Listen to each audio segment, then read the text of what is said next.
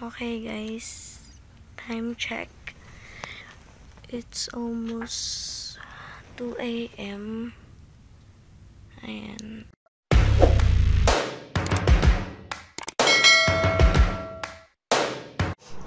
So, hi guys. Nandito na ako sa tutuluyan ko.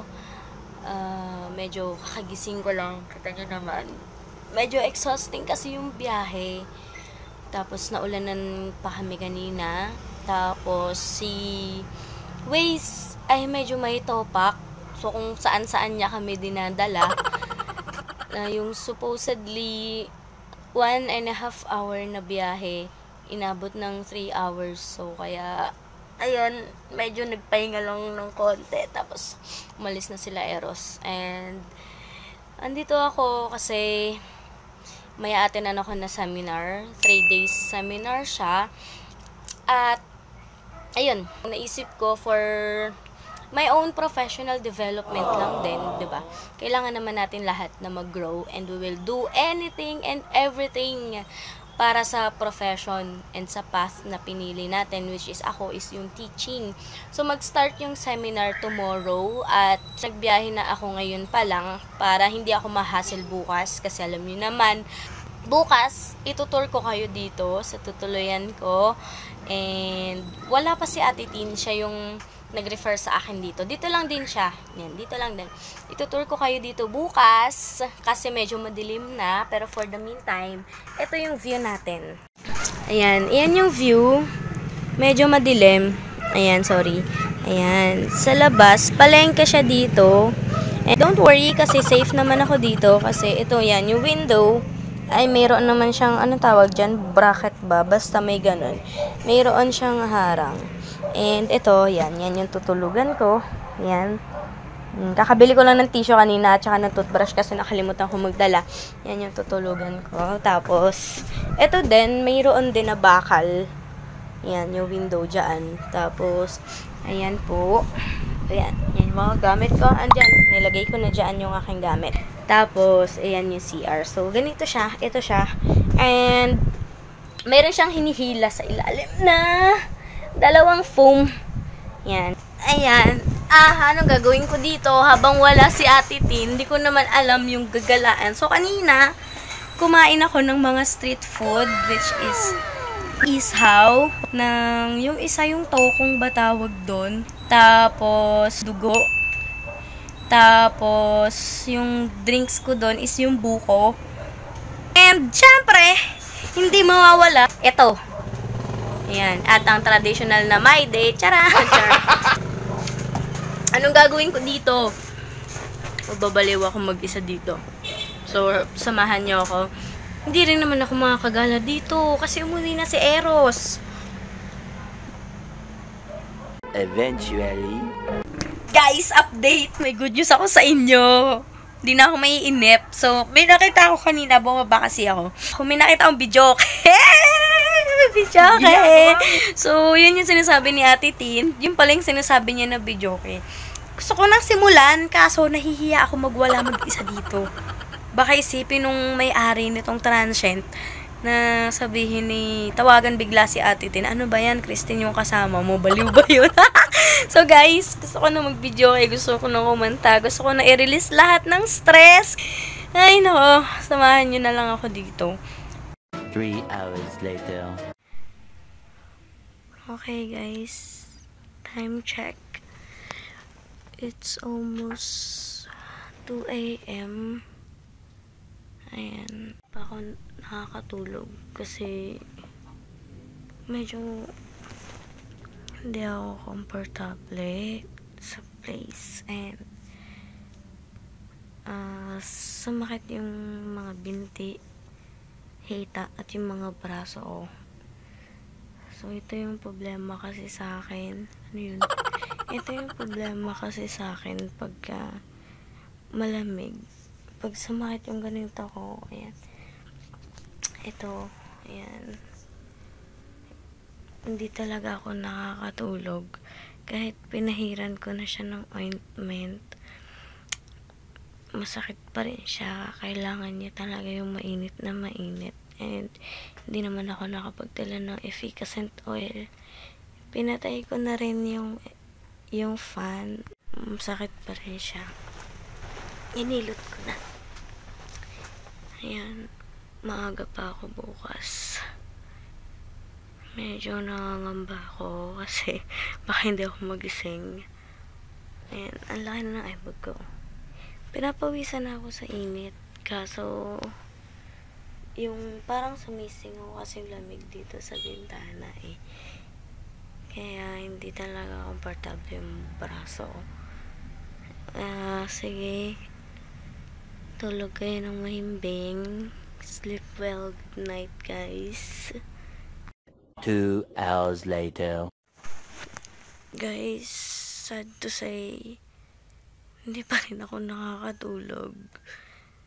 And anong oras na pa? 3:54 AM. At malapit na tumunog yung alarm ko. And hindi pa rin ako nakakatulog. Nahihilo na ako. Medyo masakit na talaga yung mata ko.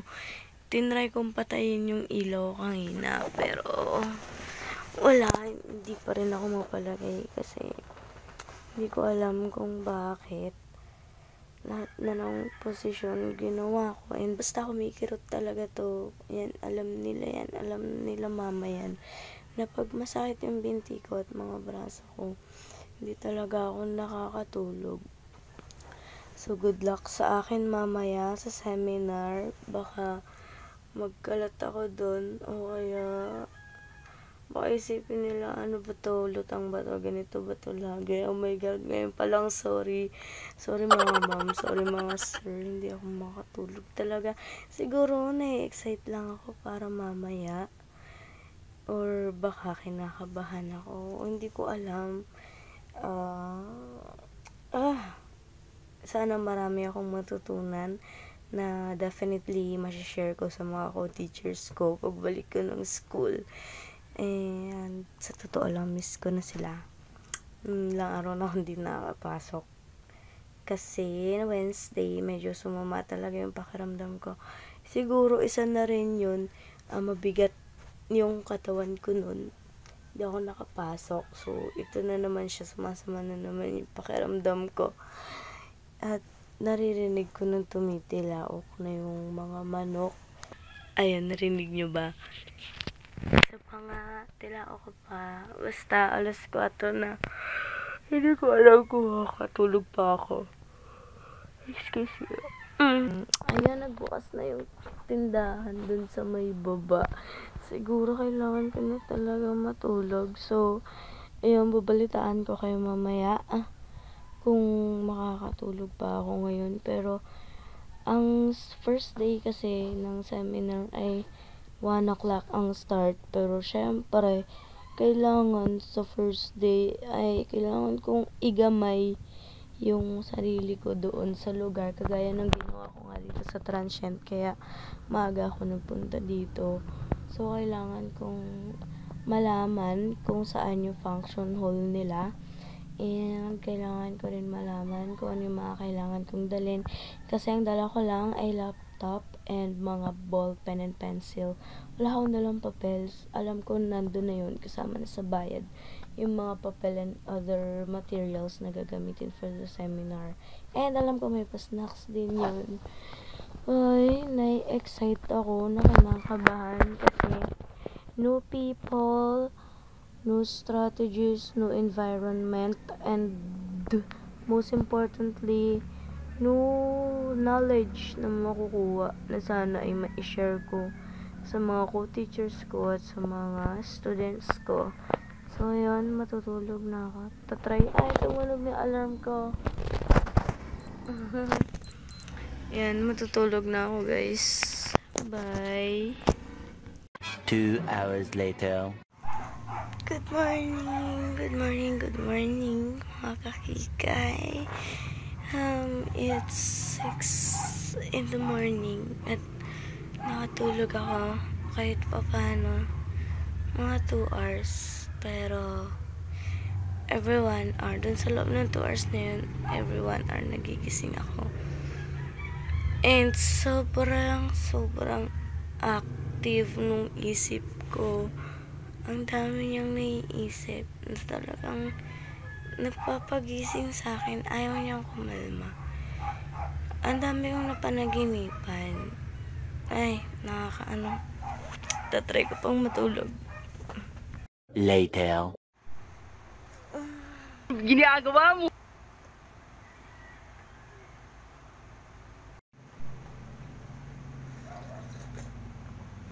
Good morning! Good morning! Good morning! It's a beautiful day. Nakatulog ako mga 3 hours. So, kanina sabi ko 2 hours. So, nakatulog pa ako ng isa pang oras. And, as usual, every 1 hour nagigising talaga ako. Sobrang active nung isip ko. Sobrang praning niya. Konting marinig lang na kaluskos. Magigising na. Parang may iniintay siya na hindi ko alam. Or may ine-expect na dumating. Hindi ko alam. So, ayun. Nag-almusal ako doon sa baba. Kumain ako ng mami. At ito, inakyat ko na yung kape ko kasi tulala pa ako dun kanina. Actually, hindi ko masyadong nakain yung mami. So, sabi ko lang, ganyan lang ako. Tapos, halimbawa, ayan yung mami. Why are we still here? Ganun lang ako for like 3 minutes. Tinitigan ko lang yung mami. Then sabi ko, ate, magkano to? Sabi niya, 20 ate. Sabi niya ganun. Sabi ko, okay po. Nung nalaman kong 20 siya, medyo ginalingan ko ng kain kasi sayang yung 20 pesos din. And yun siguro mga 10 minutes ako nakikipagbuno doon sa mami at kita naman medyo tulala pa ako ngayon. And parang feeling ko nag-hallucinate ako. Ewan ko, kulang na kulang ako sa tulog. As in, 3 hours lang yung tulog ko. My God. My God, ang arte. Pick-up lang ako. Then maya-maya magagayak na ako kasi pupunta na ako sa UP. I'm so excited. See you mga mom, see you mga sir. Bye.